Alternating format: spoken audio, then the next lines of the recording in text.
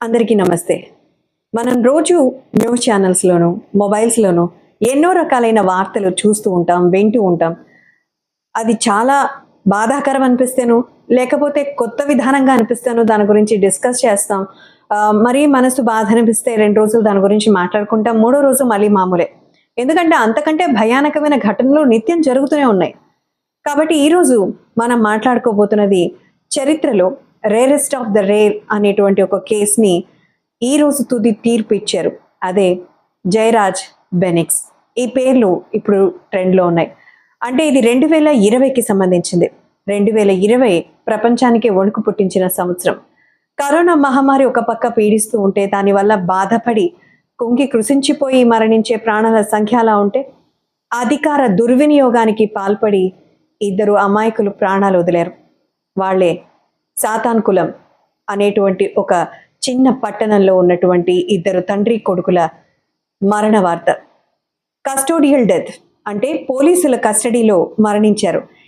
అసలు బెనిక్స్ జయరాజ్కి సంబంధించిన స్టోరీ ఎలా ఉంటుందంటే మనం నిజంగా సినిమాలో చూస్తున్న సీక్వెన్స్ ప్రతిదీ కూడా అలాగే అనిపిస్తుంది. అది ఏ భాష సినిమా అనేది పక్కన పెడితే సినిమాలో చూపించేటట్లుగా పోలీసులు ఎలాగైతే లాఠీలు అలాగే వాళ్ళ మీద చాలా భయానకమైనటువంటి 3rd డిగ్రీ అని చెప్తారు అవన్నీ ఉపయోగిస్తారో అలాంటివి అంతే భయానకమైన పరిస్థితులు ఒక సాధారణ వ్యాపారి అతని కుటుంబానికి జరిగింది. అసలు ఏం జరిగింది ఈ స్టోరీ? జూన్ 19, 2020 అక్కడ కరోనా నిబంధనలు ఉన్నాయి. ఆ టైంలో బెనిక్స్ అలాగే వాళ్ళ నాన్నగారు ఇద్దరు ఎన్నో సంవత్సరాలుగా ఆ ప్రాంతంలో నివాసం ఉంటూ వాళ్ళ వ్యాపారం చేసుకుంటున్నారు. చాలా మిడిల్ క్లాస్ ఫ్యామిలీ. బెనిక్స్కి 3 అక్కలు, లాస్ట్ వాడు. ఇంకొక 2 నెలల్లో తన పెళ్ళి. 2 నెలల్లో పెళ్లి పెట్టుకుని వాటికి సంబంధించిన పనులు చూసుకుంటూ తన తండ్రితో పాటు సెల్ ఫోన్ షాప్లో తను కూడా ఉండేవాడు. 31 సంవత్సరాల బెనిక్స్ అలాగే జయరాజ్ 59 సంవత్సరాలు. పోలీసులు షాపులన్నీ త్వరగా ముయ్యాలని, టైం 8 అవుతోందని 8 కాలు కూడా చెప్తూ వస్తున్నారు. ఆ సమయంలో కొంతమంది అక్కడ గుమిగుడి చాలామంది ఉంటుంటే వాళ్ళందరినీ కూడా పోలీసులు బెదిరిస్తూ వాళ్ళని టైంకి లోపలికి వెళ్లాల్సిందిగా చెప్తూ వస్తున్నారు. షాప్స్లో అలాంటప్పుడు మనకు సరదాగా ఎప్పుడూ వినిపించే మాటలే. పోలీసులు అంటే ఖచ్చితంగా ఆ లా అండ్ ఆర్డర్ని పాటించేలా చెయ్యాలి, చెప్పాలి. కానీ జయరాజ్ ఎవరైతే బెనిక్స్ తండ్రి ఉన్నారో ఆయన అందరూ తెరిచే ఉన్నారు కదా, మమ్మల్ని మాత్రమే ఇలా బెదిరిస్తున్నారు అని అన్నారని ఇంకొకరెవరో పోలీసుల చెవిలో పడేలా చెప్పారట. ఆ సమయంలోనే ఈ విషయం ఖచ్చితంగా అక్కడ వచ్చినటువంటి ఓ పోలీస్ అధికారికి చాలా బలంగా తన మెదడుకు తాకింది. కానీ ఇప్పుడు సరైన సమయం కాదని అక్కడి నుంచి వెళ్ళిపోయాడు. మరుసటి రోజు సాయంత్రం 7:30 సరిగ్గా అదే షాప్ ముందరకు వచ్చారు. విచారణకి రావాల్సిందని నిన్న మీరు షాప్ని చాలా లేట్గా మూయడం వల్ల మీ మీద చుట్టుపక్కల వాళ్ళు కంప్లైంట్ ఇచ్చారు. సో మీరు విచారణకు రావాలని వాళ్ళ షాప్ ముందుకు వచ్చి తండ్రి అయినటువంటి జయరాజ్ని పిలవడం జరిగింది. జస్ట్ ఇక్కడ నుంచి ఒక 50 మీటర్ల దూరమే కదా పోలీస్ స్టేషన్, నేను నడుచుకుంటూ వచ్చేస్తాను, మీరు వెళ్ళిపోండి, చూసే వాళ్ళు ఏమన్నా అనుకుంటారు కదా అని. ఎందుకంటే మధ్యతరగతి కుటుంబం కదా, అలాగే ఉంటాయి ఆలోచనలు. వాళ్ళకేమన్నా మనం ఇంకా రేపటి రోజు ఉండమని ఎలా గెస్ చేయగలుగుతారు చెప్పండి. ఇటువంటి సమయంలో పోలీసులు వాళ్ళ అధికారాన్ని చూపించడం మొదలుపెట్టారు. ఇప్పుడే రావాలని బలవంతంగా ఆయన ఈడ్చుకుంటూ వెళ్లారు. ఇదంతా చూస్తున్న కొడుకు జయరాజ్, సాధారణంగా కన్న తండ్రిని ఎవరైనా ఒక మాట అంటేనే అది ఎవరైనా ఏ బిడ్డైనా ఆడైనా అమ్మకైనా కోపం వస్తుంది. తన తండ్రిని అసలు ఏం చేశారో తెలియకుండా అలా లాక్కుని వెళ్తుంటే చూసినటువంటి కొడుకు బెనిక్స్ చాలా కోపం వచ్చింది. అసలు ఏం జరుగుతోందో తెలియలేదు. పోలీసులు తీసుకెళ్తున్నారు, ఏం జరుగుతోందో అని తెలుసుకోవడానికి. అసలు పోలీసుల గురించి మా అందరికీ తెలిసే ఉంటుంది కాబట్టి సరైనటువంటి విధానంలో వెళ్ళాలని ఊహించి తన స్నేహితుడు ఒక లాయర్ తనతో సంప్రదించి ఇలా జరుగుతోంది అంటే నేను వెళ్ళి లాయర్ కోట్ వేసుకొస్తాను, వెళదామని చెప్పారట. కానీ ఆలస్యం అవుతుంది, తన తండ్రిని తీసుకెళ్లారు, ఏం జరుగుతుందో తెలుసుకోవాలని బెనిక్స్ వెంటనే పోలీస్ స్టేషన్కి వెళ్ళారు. బెనిక్స్ పోలీస్ స్టేషన్కి వెళ్ళిన వెంటనే అక్కడ జరుగుతున్న సిచ్యువేషన్ చూసి తన మనసు నిజంగా ముక్కలైపోయింది. ఎందుకంటే 59 ఏళ్ల వయసు మళ్ళినటువంటి తన తండ్రిని దుర్భాషలాడుతూ కొట్టడానికి ప్రయత్నిస్తూ పోలీసులు మాట్లాడే తీరును చూసి కొడుకు బెనిక్స్కి చాలా కోపం వచ్చింది, బాధ వచ్చింది. ఆ టైంలో కొట్టడానికి ఓ పోలీస్ అధికారి తన తండ్రి మీద చెయ్యెత్తుతుండగా మా నాన్నని ఎందుకు కొడతారు అంటూ ఆ చేతిని పట్టుకునే ప్రయత్నం చేశారట బెనిక్స్.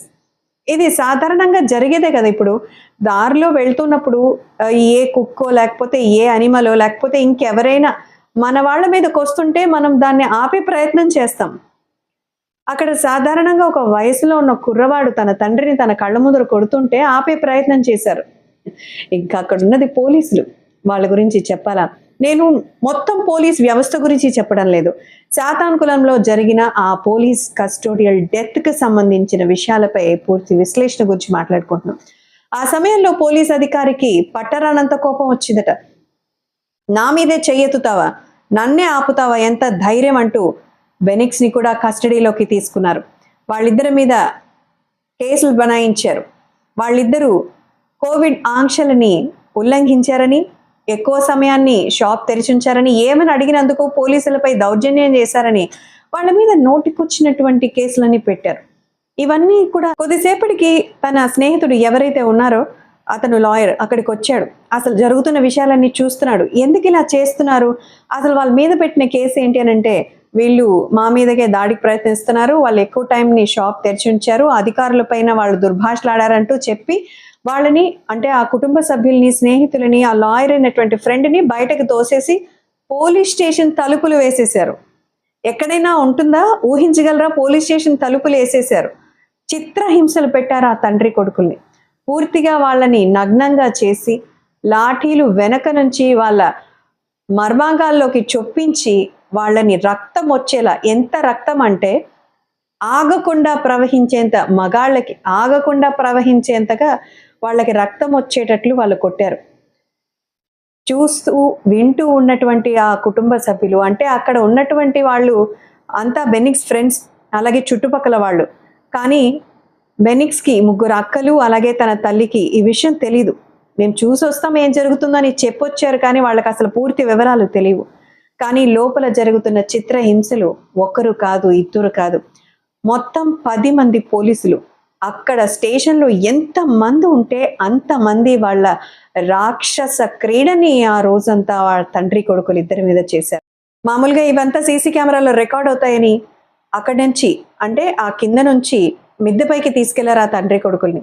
ఇద్దరిని బట్టలు లేకుండానే అలాగే తిప్పి వాళ్ళ కూర్చోవడానికి కూడా ఇబ్బంది పడేంతగా ఆ ప్రదేశంలో లాఠీల్ని వెనక నుంచి చొప్పించి రక్తం కారేలా కొడుతూ అక్కడి నుంచి దాదాపు 50 మీటర్ల వరకు వాళ్ళు అరిచే అరుపులు వినపడ్డాయంటే అక్కడున్న వాళ్లే కాదు, చుట్టూ ఉన్నవాళ్ళు కూడా ఆ అరణ్య రోదనని విన్నారు. ఎందుకు? పోలీసుల అహంకారమా? అధికారం ఉందనేటువంటి అంత వాళ్ళకి ఎక్కడి నుంచి ఆ రోజు వచ్చిందో కానీ తెలీదు. బెనిక్స్ అలాగే ఇంకా వారి తండ్రి గారు జయరాజ్కి అదే చివరి రాత్రిగా మారింది. ఆ తర్వాత వాళ్ళని కోర్టులో సబ్మిట్ చేయాలి. కోర్టుకి సబ్మిట్ చేయాలంటే జడ్జి అతన్ని దాదాపు ఒక 50 మీటర్ల దూరం నుంచే పరీక్షించాలి. కానీ ఆ రోజు బాల్కనీ నుంచి వాళ్ళని చూసారట. అంతకుముందే వాళ్ళని హాస్పిటల్ కూడా తీసుకెళ్ళడం జరిగింది. హాస్పిటల్కి వెళ్తే ఇద్దరికి చాలా హై ఫీవర్గా ఉందట. ఇక్కడ మరొక ట్విస్ట్ ఏంటంటే, హాస్పిటల్కి తీసుకెళ్లాలన్నప్పుడు వాళ్ళిద్దరికీ బట్టలు తీసుకురమ్మన్నారట. ఎందుకు బట్టలు అంటే అవి చిరిగిపోయే బట్టలు తీసుకురమ్మన్నారట. కారణం ఏంటంటే అక్కడ వాళ్ళ ఒంట్లో నుంచి కారిన రక్తాన్ని వేసుకెళ్ళినప్పుడు ఉన్న బట్టలతోనే వాళ్ళనే తుడిపించారట. ఇంత దారుణమా, ఇంత దారుణమా? నరకంలో ఇలా కూడా ఉండవేమో ఇంత దారుణమైనటువంటి శిక్షలు. ఆ టైంలో ఆ తర్వాత కుటుంబ సభ్యులు పొద్దున 6 గంటలకి పోలీస్ స్టేషన్ తలుపులు తెరుచుకున్నాయి. పొద్దున 6 గంటలకి కొన ఊపిరితో ఉన్నారు తండ్రి కొడుకులు. వాళ్ళిద్దరిని తలుపులు తెరుచుకోవడంతో ఎప్పుడెప్పుడు వాళ్ళని చూస్తామని ఎదురు చూస్తున్న స్నేహితులు, కుటుంబ సభ్యులు ఏమైంది అని అంటే, వీళ్ళని హాస్పిటల్కి తీసుకెళ్లి ఫిట్నెస్ చెక్ చేయించి జడ్జి ముందర హాజరుపరచాలన్నారు. హాస్పిటల్కి మీరే మీ వెహికల్లో తీసుకెళ్లాలని చెప్పారట. ఎందుకంటే ఆ రక్తపు మరకలు మళ్ళీ వాళ్ళ వెహికల్స్లో అంటుకుంటాయి కదా, అందుకని. పోలీసులు కదా, వాళ్ళకి అన్నీ తెలుసు, ఏం చేస్తే ఎలా ఉంటుంది కేసు అని చెప్పి వాళ్ళ మీదకి రాకుండా. వాళ్ళని ఓన్ వెహికల్లో తీసుకెళ్లేటప్పుడు వాళ్ళని తెచ్చినటువంటి ఆ బట్టలు తడిచిపోయాయట. ఆ రక్తం ఆగడం లేదు. కింద ఒక ఎత్తుగా దూదిని పరిచారట. ఆ దూది కూడా నానిపోయి మళ్ళీ 3 పంచెలు మార్చాల్సి వచ్చింది. అంటే 3 పంచెలు మగవాళ్ళకి కింద తడిచిపోయింది అని అంటే రక్తంతో వాళ్ళని ఎన్ని దారుణమైనటువంటి హింసించి ఉంటారు. హాస్పిటల్కి వెళ్ళారు. వాళ్ళకి హై బీపీ ఉందని రిపోర్ట్ ఇచ్చారట. అక్కడ ఎన్ని మ్యానిపులేషన్స్ చేశారో తెలియదు. అక్కడి నుంచి నేరుగా జడ్జి దగ్గరికి వెళ్ళారు. మెజిస్ట్రేట్ దగ్గరికి వెళ్ళినప్పుడు ఆయన దూరం నుంచి చూసి వెళ్ళండి వెళ్ళండి అని చెప్పి ఆయన్ని సబ్ జైలుకి తీసుకుని వెళ్ళమని చెప్పారు. సబ్ జైలుకి కూడా వెళ్ళినప్పుడు అక్కడ వాళ్ళైనా ప్రశ్నించాలా? అక్కడ మెజిస్ట్రేట్ ఏం అడగలేదు, డాక్టర్ ఫుల్ రిపోర్ట్ ఇవ్వలేదు, సబ్ జైల్లో తీసుకున్నటువంటి ఆ జైలరు ఏం ప్రశ్నలు చేయలేదు. కానీ తెల్లవారాక జయరాజ్ హార్ట్ అటాక్తో మరణించారనే వార్త తెలిసింది. ఆ తర్వాత మరొక రోజు పక్క రోజే కొడుకుకి హార్ట్ అటాక్ వచ్చిందని, హై ఫీవర్ వచ్చిందని, మరణించారని చెప్పారు. ఇది పూర్తిగా కస్టోడియల్ డెత్, పోలీసుల రాక్షస కాండకి చిహ్నమే ఈ సాతాన్ కులంలో జరిగిన ఇన్సిడెంట్. దీంట్లో అడిగినందుకు బెనిక్స్ని కూడా ఎంతగా దారుణంగా మొత్తం తింటారు. అలాగే తనకి పర్సనల్ లైఫ్ తీసుకుంటే వాళ్ళ కుటుంబం చాలా సాధారణ మధ్యతరగతి కుటుంబం. ఈ కేసు అప్పట్లో అంటే 6 సంవత్సరాల క్రితం జరిగిన ఈ ఘటన ఎవరు మర్చిపోలేదు. అందరూ కూడా చాలా చాలా ఇప్పటికీ కూడా సంతోషం వ్యక్తం చేస్తున్నారు. ఎందుకంటే ఆ 10 మందికి ఇప్పుడు మరణ శిక్ష విధించారు, అంటే ఉరి శిక్ష పడింది. మరి జడ్జి ఎవరైతే ఈ కేసుని ముగించారో ఆయన తన పెన్కి సంబంధించిన నిబ్బు విరిచేసి మరి జడ్జి ముత్తుకుమార్ 9 మందికి 2 సార్లు మరణ శిక్ష విధించారు. అంటే ఇది rarest of the rare case అని చెప్పాం కదా.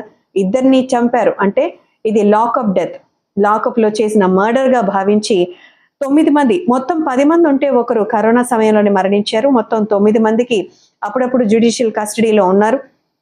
పోలీసులు వాళ్ళు కస్టడీలో ఉంటే ఎలా ఉంటారో ఊహించుకోండి. అలాగే జరిగింది ఇన్ని సంవత్సరాలు. మొన్న ఈ మధ్య వాళ్ళని మళ్ళీ కోర్టులో హాజరుపరిచినప్పుడు వాళ్ళ వీడియోలు మీరు చూసే ఉంటారు. 9 మందికి ఇప్పుడు డెత్ పెనాల్టీ అయితే వేశారు, కానీ మళ్ళీ వాళ్ళు నెక్స్ట్ కోర్టుకి వెళ్తారా లేదా ఇదే చివరి తీర్పా? జడ్జి అయితే పెన్ నిబ్బు విరిచి ఇదే ఫైనల్ తీర్పుని ఇచ్చారు, కానీ వాళ్ళకి ఇంకో అవకాశం కూడా ఉంది అని తెలుస్తోంది. అంటే ఖచ్చితంగా న్యాయం రావడం లేట్ కావచ్చు, కానీ ఖచ్చితంగా జస్టిస్ అయితే బెనిక్స్ అండ్ జయరాజ్ ఫ్యామిలీకి జరిగిందంటారా? మీరేమనుకుంటున్నారు? సాతాన్ కులంలో జరిగినటువంటి తండ్రి కొడుకుల కస్టోడియల్ డెత్ పై ఇన్ని సంవత్సరాల తర్వాత 6 ఏళ్ల తర్వాత వాళ్ళకి న్యాయం జరిగిందంటారా? అధికారం ఉంది కదా అని చెప్పి వాళ్ళ అధికార గర్వానికి వాళ్ళని ఎవరూ అడ్డు చెప్పకూడదు అని చెప్పి ప్రశ్నించినందుకు కాను ఒక జీవితాన్ని, అంటే మొదలు కాబోతున్న జీవితాన్ని తుంచేశారు. కుటుంబాన్ని చూసుకోవాల్సిన 2 పెద్దలని ఆ కుటుంబానికి దూరం చేశారు. వాళ్ళకిప్పుడు 1,15,00,000 జరిమానాని విధించారు. ఆ డబ్బులతో వాళ్ళు సంతోషంగా ఉండగలుగుతారా? ఎందుకంటే ఆ ముగ్గురికి అక్కా చెల్లెళ్ళకి పెళ్ళైపోయింది, వాళ్ళు వెళ్ళిపోయారు. ఒక ఆవిడ తనిగా ఉంది, అంటే జయరాజు భార్య. కుటుంబ సభ్యులందరూ ఉండి ఉంటే ఎంత సంతోషంగా ఉండేది. వాళ్ళు జీవించి ఉన్నంత కాలం అది వాళ్ళకి ఒక మరణకాండగానే ఉండిపోతుంది కదా. ఇన్ని రోజులు అసలు ఆ ఇంట్లో ఉన్న ఆడవాళ్ళకి ఏం జరిగిందని తెలియదట. ఇప్పుడు పెరిగిన ఈ మీడియా, పెరిగినటువంటి వైరల్ వీడియోస్, ఫోటోస్ వల్ల వాళ్ళకి ఆ రోజు ఇన్ని ఏళ్లకు ముందు తన భర్త కొడుకు పడిన ఆవేదన తెలిసి ఆమె కన్నీళ్లు పెట్టుకుంటోంది. మంచేదో చెడేదో దేవుడే చెప్తాడు, కానీ రక్షించాల్సిన రక్షక భటులే భక్షకులుగా మారి అంతగా ప్రాణాలు తీసే వరకు వెళ్ళాలంటారా? సాతాన్ కులం లాకప్ డెత్ కేసుపై జడ్జిమెంట్ వచ్చింది. దీనిపై మీ అభిప్రాయాన్ని తప్పకుండా షేర్ చేసుకోండి. మళ్ళీ మరొక రేరెస్ట్ ఆఫ్ ద రేర్ కేసుతో కలుద్దాం. Thank you.